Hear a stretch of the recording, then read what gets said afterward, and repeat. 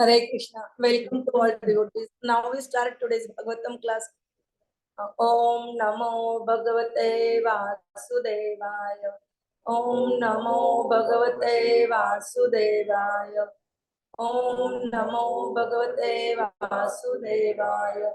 Narayanam Namaskrutam Naram Chaiva Narottamam Devim Saraswatim Vyasam Tata Jayam Udire नष्टप्रायेषु भद्रेषु नित्यं भागवत सेवया भगवती उत्तम श्लोके भक्तिर्भवति नैष्टिकी. हरे कृष्ण दंडवत प्रणाम. We continue today Srimad Bhagwatam Canto 11 chapter 23, the song of the Avanti Brahmana, shloka number 42 to 50 54 ne. द्विज उवाच न अयं जना मे सुख दुःख हेतु न देवता आत्मा ग्रह कर्म काला मन परम कारणम अमानन्ति संसार चक्रम परिवर्तयत् मनः गुणान् वै सृजते बलीय ततः च कर्माणि लक्षणानि शुक्लानि कृष्णानि अथ लोहितानि तेभ्य सवर्णा सुतय भवन्ति अणिह आत्मा मनसा समीहता हिरण्मय मत्सख उद्विचष्टे मनसु अलिंगम परिगृह्य कामान् जोषण्यबद्ध गुणसंगतः असौ अणिह आत्मा मनसा समीहता हिरण्मय मत्सख उद्विचष्टे मनः स्वलिंगम परिगृह्य कामान् जोषन् रिपीटेड निबद्ध गुण संगत असौ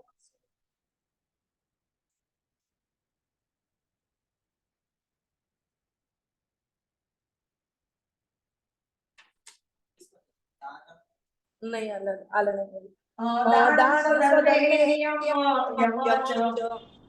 श्रुतं च कर्माणि च सत्व्रतानि सर्वे मनः निग्रह लक्षणान्ताः परहि योग मनः समाधि समाहितं यस्य मनः प्रशान्तं दान आदिभिः किं वत् तस्य कृत्यम् असंशयतं यस्य मनः विनश्यत् दान आदिभिः चेत् अपरं किम् एवि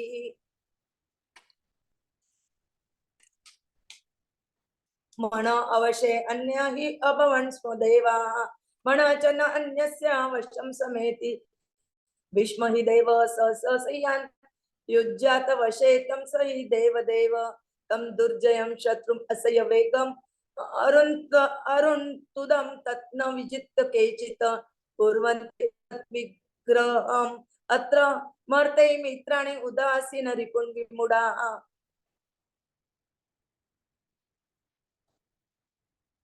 देहं मनः मात्रम् इमं गृहीत्वा मम आहम् इति अन्धधिय मनुष्या एष अहम् अन्यः अयम् इति भ्रमेण दुरन्त पारे तमसि भ्रमन्ति जनः तु हेतु सुख दुःखयो चेत किम् आत्मनः च अत्र हि भौमयो तत् जिह्वां क्वचित् सन्दशति स्वद्भिः तत् वेदनायां कथमाय कुप्येत् दुःख से हेतु यदि देवता तु किम आत्मना तत्र विकारयो तत् यत् अंगम अंगेन विहन्यते क्वचित् रुद्धेत कस्मै पुरुष स्वदेहे आत्मा यदि स्यात् सुख दुःख हेतु किम अन्यत तत्र निज स्वभाव न हि आत्मन अन्यत् यदि तत्पुरुष स्यात् रुद्धेत कस्मात् न सुखम न दुःखम. Translation and purport by the Srila Jagadguru.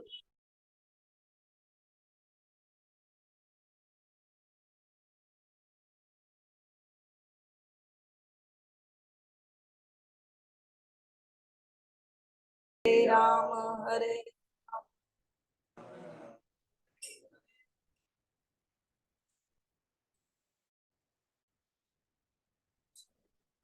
The Brahmana said, these people are not the cause of any happiness and distress. Neither are the demigods, my own body, the planets, my past work or time. Rather, it is the mind alone that causes happiness and distress and perpetuates the rotation of material life. The powerful mind actuates the functions of the material modes from which evolve the different kinds of material activities in the modes of goodness, ignorance, and passion. From the activities in each of these modes, develop the corresponding statuses of life. Although present along with the struggling mind, body, the super soul is not enduring because he is already endued with transcendental enlightenment. Acting as my friend, he simply witnesses from his transcendental position. I, the infinitesimal spirit soul, on the other hand, have embraced this mind, which is the mirror reflecting the image of the material world. Thus, I have become engaged in enjoying objects of desire, and I am entangled due to contact with the modes of nature. Charity prescribed duties, observance of measure and manner regulative principles, hearing from scripture, pious works, and purifying vows all have as their final aim the subduing of the mind. Indeed, concentration of the mind on the supreme is the highest yoga. If one's mind is perfectly fixed and pacified, then tell me what need does one have to perform ritualistic charity and other pious rituals? And if one's mind remains uncontrolled, lost in ignorance, then of what use are these engagements for him? All the senses have been under the control of the mind since time immemorial, and the mind himself never comes under the sway of any other. He is stronger than the strongest, and his good godlike power is fearsome. Therefore, anyone who can bring the mind under control becomes the master of all the senses. Failing to conquer this irrepressible enemy, the mind whose urges are intolerable and who torments the heart. Many people are completely bewildered and create useless quarrel with others.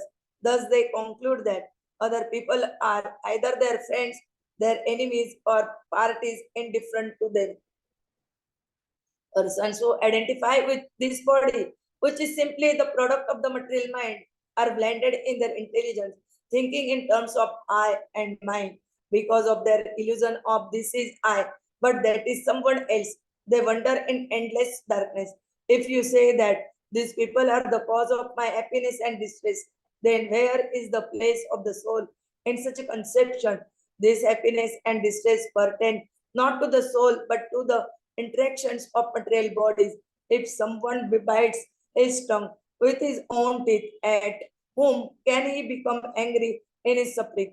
If you say that the demigods who rule the bodily senses cause suffering, still, how can such suffering apply to the spirit soul? This acting and being acted upon are merely interactions of the changeable senses and their presiding deities. When one limb of the body attacks another, with whom can the person in that, if the soul himself were the cause of happiness and distress, then we could not blame others, since happiness and distress would be simply the nature of the soul. According to this theory, nothing except the soul actually exists, and if we were to pursue something besides the soul, that would be illusion. Therefore, since happiness and distress do not actually exist in this concept, why become at oneself or others? Purport by the Srila Prabhupada, Jagat Guru Srila Prabhupada ki jai. In the mode of goodness, one consider oneself to be a saintly or wise person. In the mode of passion, one struggles for material success, and in the mode of ignorance, one becomes cruel, lazy, and sinful.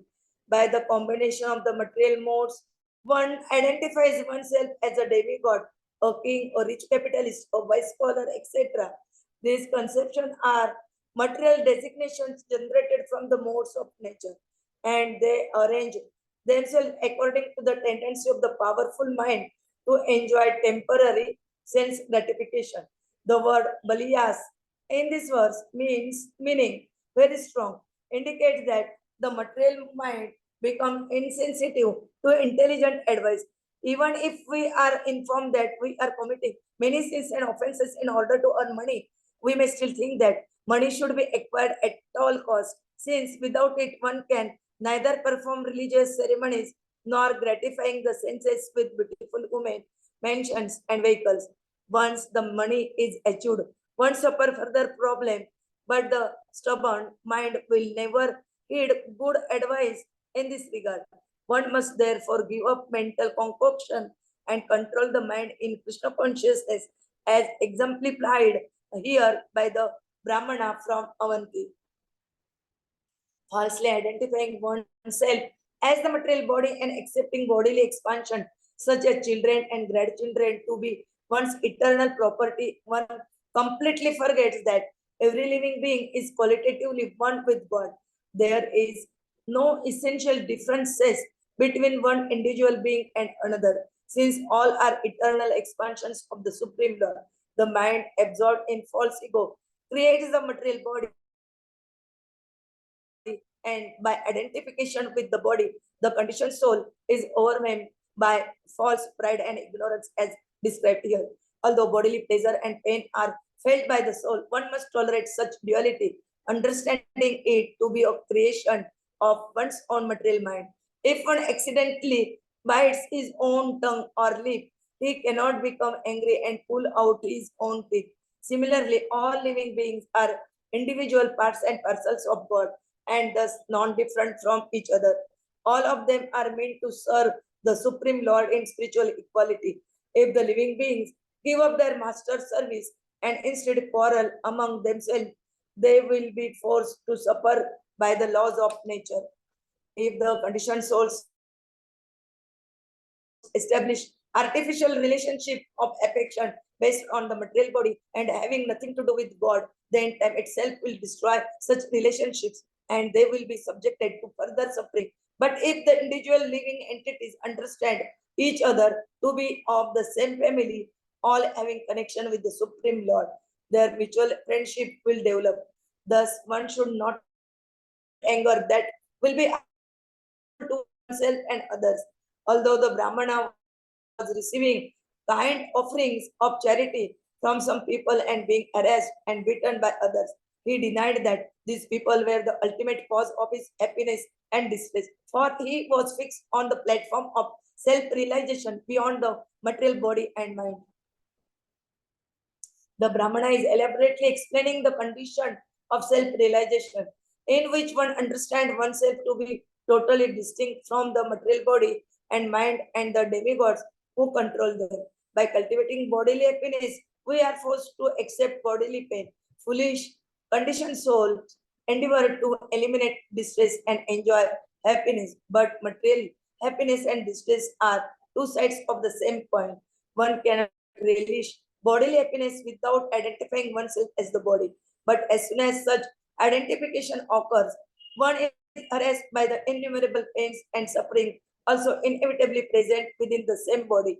Bodily happiness and distress are administered by the demigods, who can never be brought under our control. Thus, one remains subject to the whims of providence on the material platform.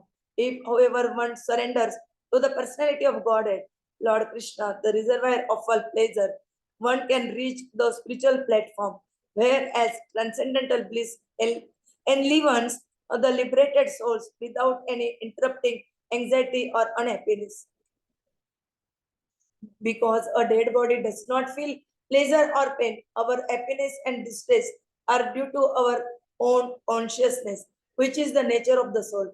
It is not, however, the original function of the soul to enjoy material happiness and suffer material distress. These are produced by ignorant material affection and enmity based on false ego. Our involvement in sense gratification drags our consciousness into the material body, where it is shocked by the inevitable bodily pains and problems. On the spiritual platform, there is neither material happiness nor distress, because there the living consciousness is fully engaged without personal desire in the devotional service of the Supreme Lord. This is the actual position of happiness, aloof from false bodily identification, rather than uselessly becoming enraged with others for one's own foolishness. One should take to self-realization and solve the problems of life and the purpose. Om Ajnanatimirandasya Jnananjana Shalakaya Chakshurunmilitam Ena Tasmai Sri Gurave Namah. Sri Chaitanya Manobhishtam Sthapitam Ena Bhutale Swayam Rupa Kadamayam ददाति स्वपदान्तिकं वन्देऽहं श्रीगुरोः श्रीयुतपदकमलं श्रीगुरून् वैष्णवान् च श्रीरूपं साग्रजातं सगण रघुनाथान्वितं तं सजीवं साद्वैतं सावधूतं परिजनसहितं कृष्ण चैतन्य देवं श्री राधा कृष्ण पादान् सगण ललिता श्री विशाखान्वितांच नमो ओम विष्णुपादाय कृष्ण पृष्ठाय भूतले श्रीमते भक्ति वेदांत स्वामी निति नामिने नमस्ते सरस्वते देवे गौरवाणी प्रचारिणे निर्विशेष शून्यवादी पाश्चात्य देशतारिणे वाञ्छा कल्पतरुभे च कृपा सिन्धुभे एव च पतितानां पावनेभ्यो वैष्णवेभ्यो नमो नमः। जय श्री कृष्ण चैतन्य प्रभु नित्यानंद श्री अद्वैत गदाधर श्रीवासादि गौर भक्त वृंद हरे कृष्ण कृष्ण कृष्ण हरे हरे हरे राम राम राम राम हरे हरे हरे कृष्ण कृष्ण कृष्ण कृष्ण हरे हरे हरे राम राम राम राम हरे हरे हरे कृष्ण कृष्ण कृष्ण हरे हरे हरे राम राम राम राम हरे हरे हरे कृष्णा दंडवत प्रणाम। We continuing Srimad Bhagwatam, Canto 11, Chapter 23, the song of the Avanti Brahmana. Here, from today, we are hearing about the Avanti Brahmana song from Shloka number 42 to 57. But in 52, up to we are hearing up to 52 shlokas. What is said and what is he taking his conclusion in his life and how he behaved to others. He neglected all people who disturbed him. He said that there is no responsible for his situation, like demigods, body, planet, his past karma, or time, or these people who giving him distress and happiness. Those are not the reasons for his this situation. What is the his situation and what he told us, uh, that describing in the shlokas, Prabhuji will tell you in detail. Hare Krishna. Krishna, Krishna, disconnect. Hare Hare, Hare Ram, Ram Ram, Hare. So Krishna explains to Uddhava how this Brahmana, after having lost everything due to providence, was being troubled by the various people. He was being beaten. His food, which he had begged and was about to be eating, people used to come and urinate on that food. They used to tie him up with chains. And they used to speak ill about this person. They used to try to ensure that he gives up his vow of remaining silent because they knew somehow or the other he should have a downfall. But in spite of all the troubles which he was suffering, we see that he did not allow anything to disturb him. Just like Krishna has ordered Arjuna in the second chapter of Bhagavad Gita itself, the very first instruction which he gives to Arjuna is Titikshasva Bharat. Oh Arjuna, you should become tolerant. So this Brahmin who once was so rich and now was having nothing, had become tolerant to whatever the insults anyone was trying to make upon him. He had fixed up his mind in the mode of goodness, and with that he was making prayers to God, prayers to Krishna. He said that none of these people are the cause of my happiness or distress. Neither can the demigods be cause of anything. Actually, what we get in our life is always the result of our past activities. It is our karma falaha which are the reasons for the happiness, the distress, the perpetuation of the repeated cycles of birth, old age, disease, and death.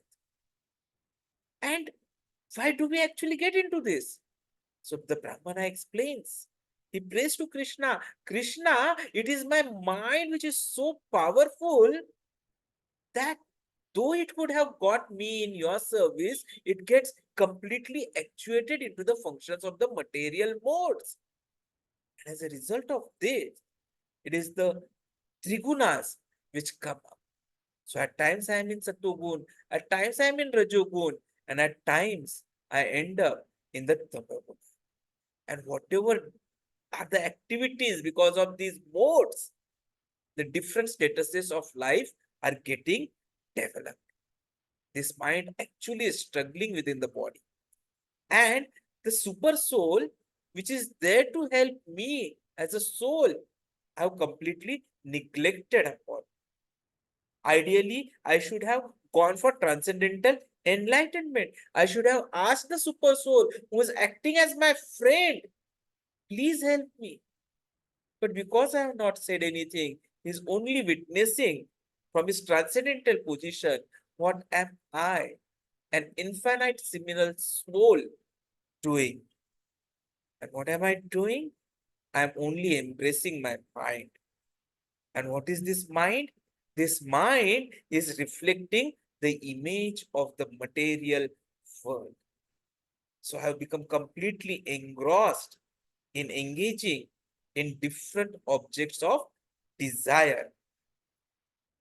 Though I was told in my earlier age as well that I should be involved into charity, I should do prescribed duties, I should observe the major and the minor regulative principles, I should keep on hearing from scriptures, there should be pious works, and 7, we should all endeavor to have purifying vows which will make us subdue the mind. But we forget that concentration of this mind on the Supreme Lord is the most important, highest stage of you.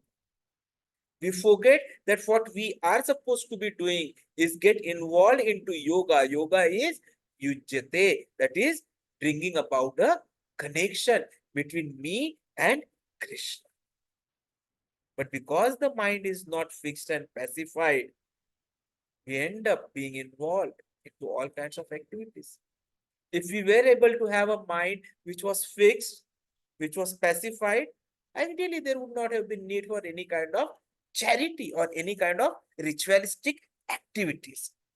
But because the mind is uncontrolled, we are lost in ignorance. And so we need to give it different kinds of engagement. We always talk of the different kinds of senses. But then what are these senses doing? Ideally, the senses have been under the control of mind since time immemorial. And mind never comes under the sway of the senses. He is strongest. The mind is the strongest.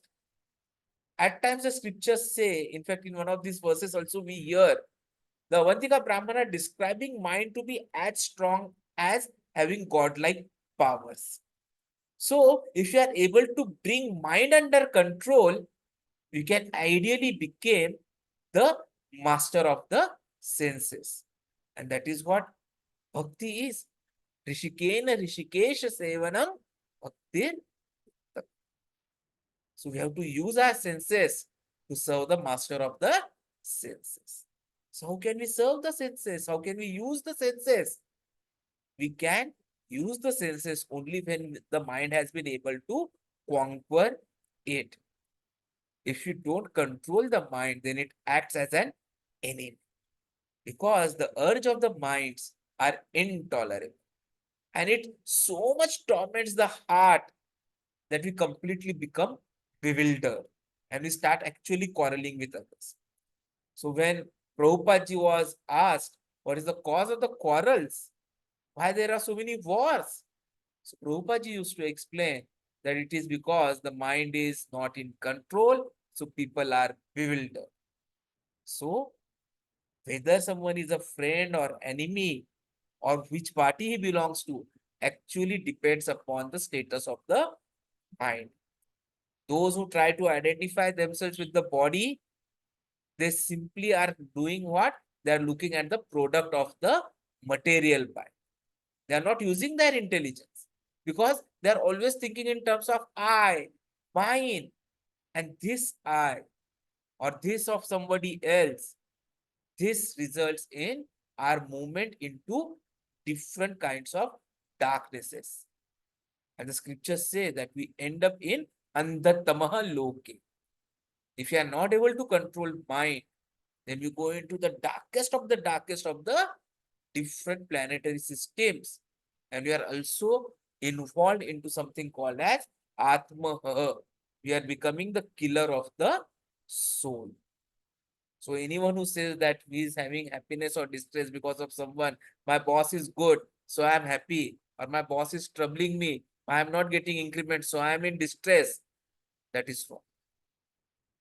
Because it is just a conception of your mind. The happiness, the distress, they are all related to bodily engagements, not related to soul.